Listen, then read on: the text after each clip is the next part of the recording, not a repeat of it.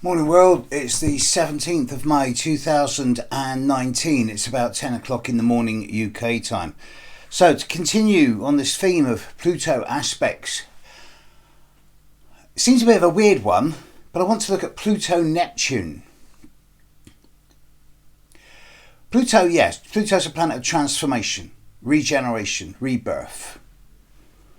Obsessive compulsive, intense and extreme, eliminative, purging, detoxing, transformative, regenerative, phoenix rising energy. Neptune. On the negative side, Neptune could be deceptive and gullible. It can bring a lot of fatigue and weariness and tiredness. It is illusory, deceptive, addictive, neurotic. At the neutral level, Neptune deals with the fantasy and the imagination, and fantasy stays between the ears, but the imagination can be created. Neptune is the capacity for working with higher forms of art, whether it be painting, film, photography, dance, music, anything that embraces the aesthetic. Neptune also at the positive level is about intuition. It's about your link with the divine, however you choose to experience divinity as being. It's very difficult to pin Neptune down. Neptune, the planet, is covered in blue methane, and very rarely do we see any sign of any other type of feature apart from occasional wispy white clouds. Neptune is illusory. You can never quite say what it means or what it does. Because of the difference in their orbits, Neptune is 2.8 billion miles away from the Sun.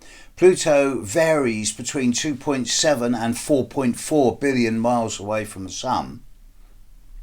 Neptune's orbit is circular, Pluto's orbit is shaped like a pear. Because of the distance of these planets from the Sun and the difference in their speeds and distances from the Sun, their patterns over the last century have been fairly consistent. At the beginning of the 1900s, Neptune and Pluto were conjunct in Gemini. But Pluto's orbit, like I say, is shaped like a pear.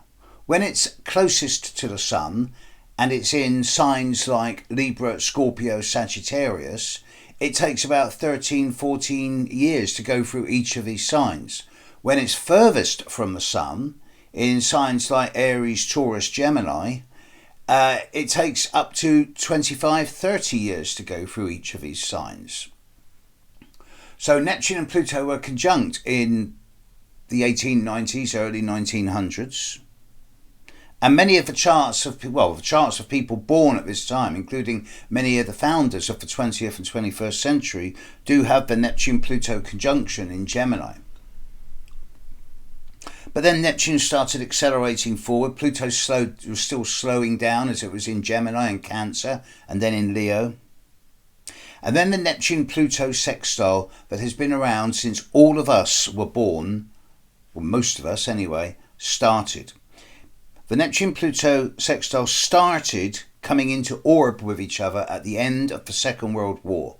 1943-44, and by 1945-46 the Neptune-Pluto sextile in the sky was in existence.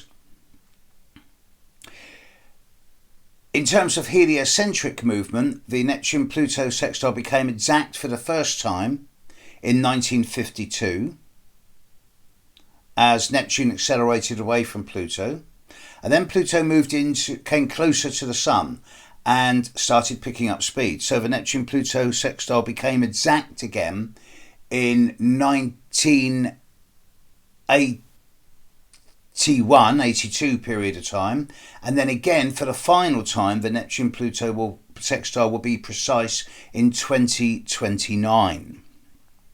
So this is extending over a 80-90 year period. It's a 100-year aspect, basically. But what does it actually mean?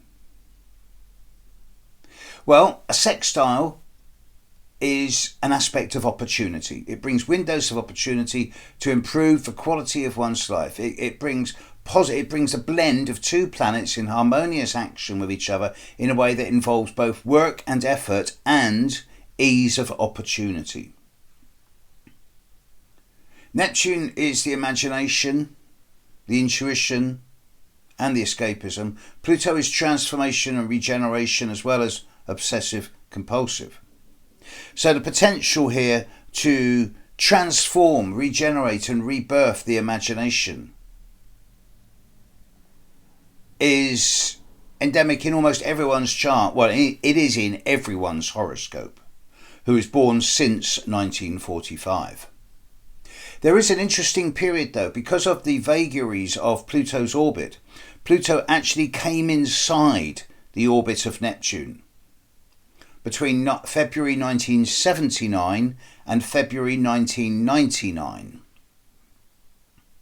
And at that time, Pluto was closer to the Sun than Neptune. So it could be said that transformation came within the boundaries of the imagination.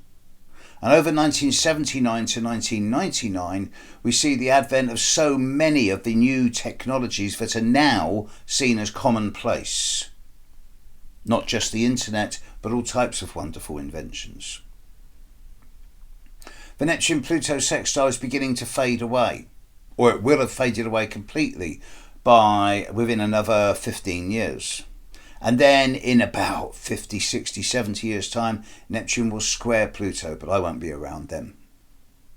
To transform the imagination. And yes, at the same time, to bring a creative and quasi-spiritual form of life and energy into the way we transform our lives. The Neptune-Pluto sextile has guided us over this last 70, 80 years. It still is. It's to be welcomed. It's in all of our charts, those of us born since the end of the war. And I really like it. It's a nice, healthy aspect. Transform and imagine a healthy future. That's my take on Neptune-Pluto. Catch you later, world. Bye.